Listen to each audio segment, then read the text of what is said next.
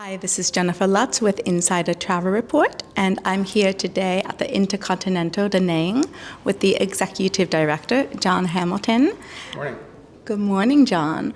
So we're going to talk about the property and how absolutely amazing it is, and also how they're marrying sustainability with luxury.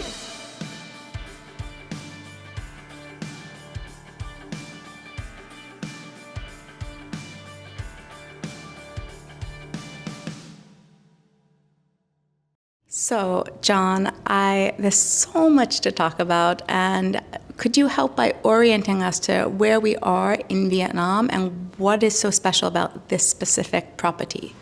Sure.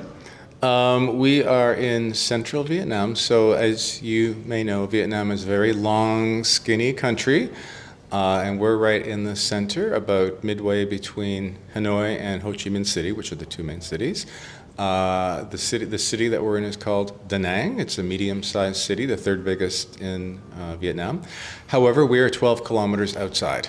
We are situated in a nature preserve with a private beach in the middle of rainforest. So while we're relatively close to Da Nang City, it feels like we're in another world.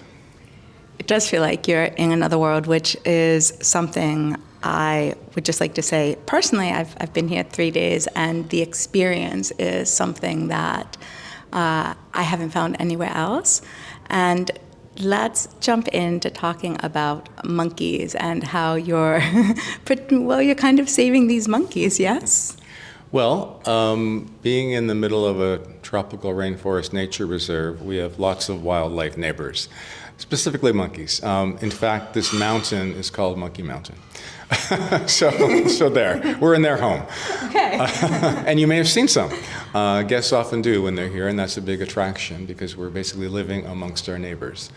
We have two kinds of monkeys. There's the regular, I would say, naughty macaques. They're the kind of brown monkeys you find many places in the world. And then we have a much more rare species called the Duke langur. It's an endangered species. There's only about 2,000 in the world. 1,500 live here on our peninsula around our resort. And so it's really one of our tasks as a responsible business to care for this population of monkeys, ensure their safety. We don't feed them or anything like that. We just provide a safe environment for them to live.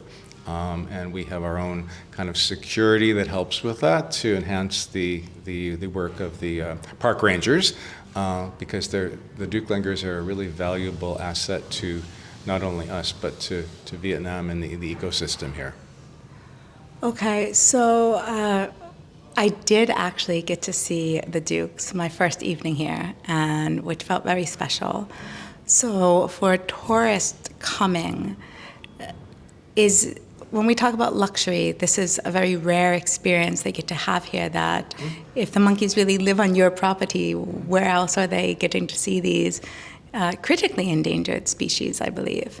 It's rare. You can't really see Duke langurs in zoos. They don't really survive in captivity. They really only thrive in nature. And so guests will see them as they move around the resort in trees, feeding. I saw some this morning on my way to work, just high up in a tree, munching on leaves. Dukes are very shy creatures. They're not like the typical monkey that you run into who is gregarious and kind of naughty and running around and trying to, get food from you. Dukes are shy. They don't really pay attention to people. They stay in the trees. That's where they live. And so our guests are constantly running into them as they walk around the resort. People come here especially for that because it is a unique opportunity to kind of live in nature here.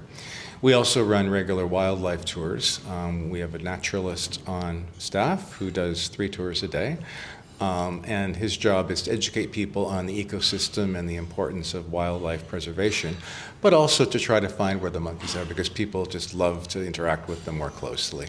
The photo opportunities and the ability for them and their kids to see monkeys up close and personal is a real thrill. It is a really special opportunity. And then I'd love to talk about how you feel as working in hospitality, especially in luxury hospitality, the opportunity to be a part of these nature solutions while still offering your guests, this next level of experiencing high-end luxury? Yeah, luxury, hospitality, and kind of sustainability and environmental awareness don't always coexist perfectly well together, but you need to do what's possible and always strive for more. Our job here in the Nature Preserve is to make sure that we have the basics right, so energy saving programs, water saving programs, all the kind of things that hotels need to do just to be good corporate citizens, right? So. But on top of that, we have converted some of our spaces into no air conditioning zones to save energy. For example, our lobby and our bar and our restaurant on the beach, and there's a bunch of public spaces which don't have air conditioning. They're air conditioned by the sea breeze. So, right, so that's a kind of a small step, but just one of a number of things that we do to try to steward, our environmental awareness. Also, a lot of, as I mentioned before, educating our guests on nature is a really big thing that we do. We're also doing things in Da Nang City in terms of community relations to try to educate the local population on the importance of preservation. So, we're here in this beautiful environment. It's our jewel around us. We need to work hard to preserve it and to make sure people understand. I'm very happy to hear that. And could you tell me, I know at least this year you were saying earlier that the majority of your guests are coming from the United States. We're known to like our air conditioning and our comforts.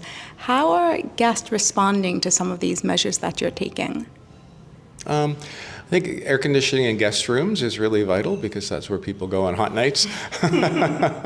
And, of course, our restaurants are air conditioned as well. So the surprising thing about central Vietnam is that it's quite seasonal. It's not a hot tropical place all year round like you might find in, Singapore or Bali. We have a cooler season between November and March. We're just coming out of it.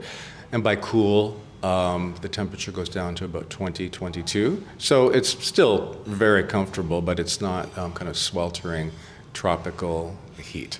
So, people can come year-round and find their comfort level. Wonderful. And do you find that tourists are looking for a more sustainable option in vacations at the moment?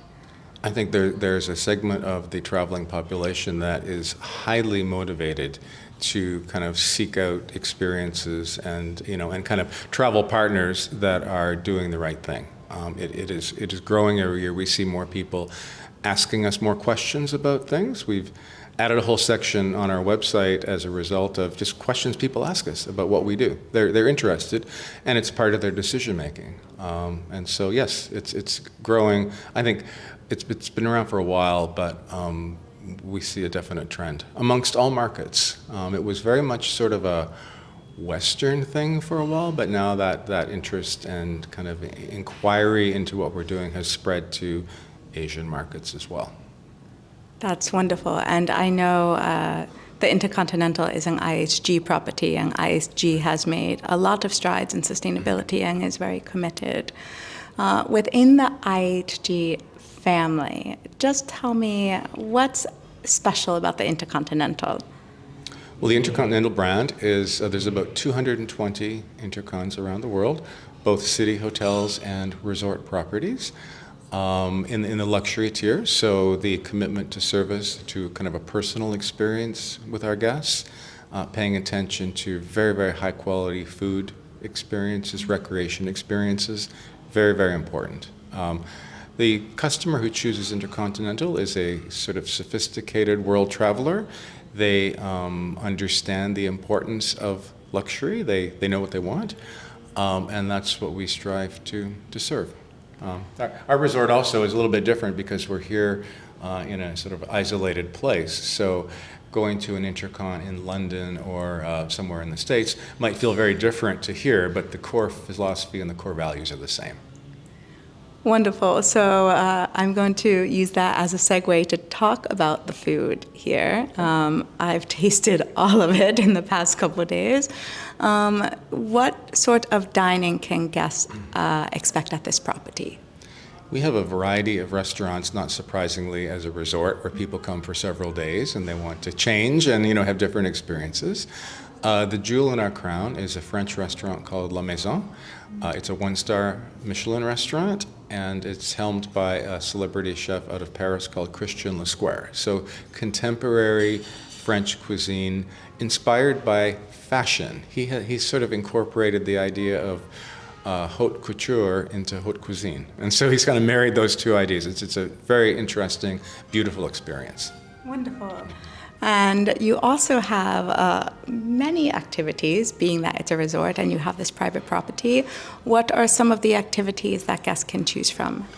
We're focused on well-being and kind of relaxation and personal enrichment. So aside from a spa, which you would imagine we have with the kind of treatments that you have at a luxury resort, we have a fairly well thought through well-being program with yoga classes throughout the day, personal training, beach meditation, everything you would like to do to unwind and just get in touch with yourself. Most programs are complimentary, and so you can really be as busy or as laid back as you want here. It's sort of you as the guest create your own holiday based on how energetic or how laid back you want to be. I love that, and I have been both energetic and a bit lazy since I've been here. The beds are next level comfortable, and you have some water activities as well. It's beautiful to swim and to be in this bay because it's private, yes? Right. We have a 700-meter private beach with gorgeous water, gorgeous sand, and non-motorized water sports like kayaking or sailing or paddle boarding. We don't have anything noisy with motors because it's a pristine natural environment. So we want it to be peaceful and quiet. And then I do just want to ask you, and the property is beautiful, and there's been a lot put into the architecture. Could you just tell me a bit about the different levels and the different rooms that you offer? Sure. I think the thing that people notice most when they arrive is the really unusual architecture and design. Our whole philosophy here has been formed on traditional Vietnamese architecture. So Bill Bensley, who's a fairly well-known resort architect here in Asia, designed this resort about 15 years ago. We've been open for 12.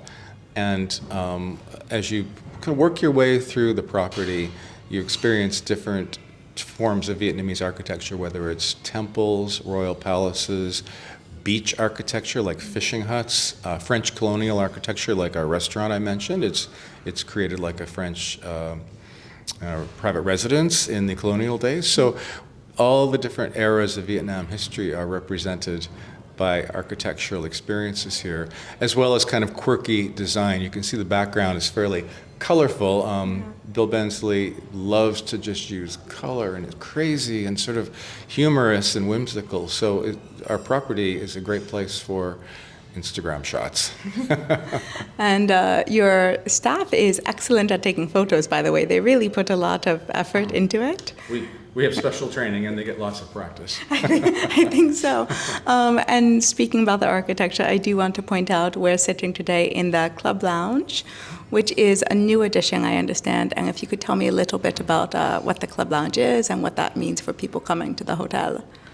Every intercontinental hotel offers a club lounge as part of our service to guests. It's sort of an elevated and private experience, very similar to an airline lounge.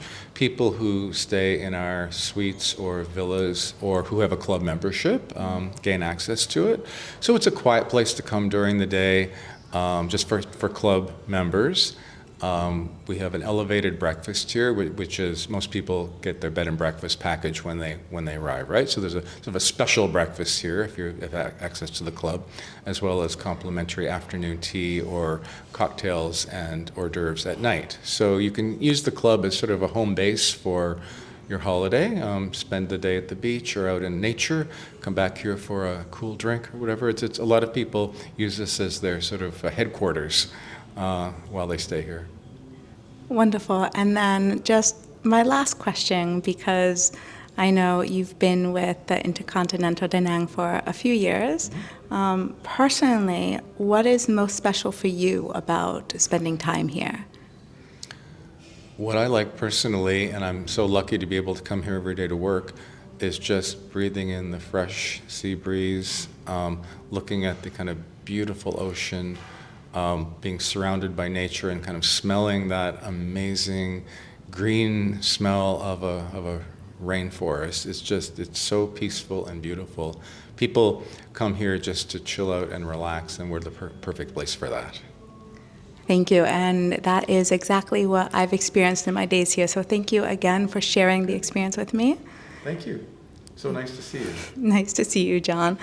So then just one more time, this is Jennifer Lutz for Insider Travel Report, here today at the Intercontinental Da Nang, having a lovely conversation with John Hamilton.